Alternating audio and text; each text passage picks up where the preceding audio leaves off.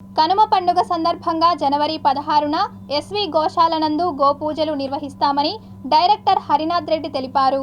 ముఖ్యంగా ఆ రోజు చూస్తే కర్షకులకు, రైతులకు ఆ సంవత్సర కాలంలో గోమాత కానీ, వృషభాలు కానీ వారి యొక్క దైనందిక వ్యవసాయ కార్యక్రమాల్లో చాలా ఉపయోగకరంగా ఉంటాయి కాబట్టి ఆ రోజు గోవుని, వృషభాన్ని పూజించినటువంటి దినంగా ఈ కనుమ పండుగని చెప్తూ ఉంటారు.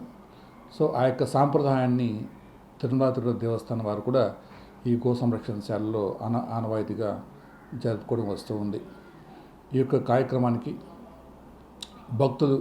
వచ్చేటువంటి భక్తులందరికీ కూడా గోశాలలో ఉంచేటువంటి పశు దానా కావచ్చు, అది పశుగ్రాసం కావచ్చు, వారి చేతుల మీదుగా వారికి ఈ గోవులకు తినిపించేటువంటి భాగ్యాన్ని దేవస్థానం వారు ఇవ్వడం జరిగింది.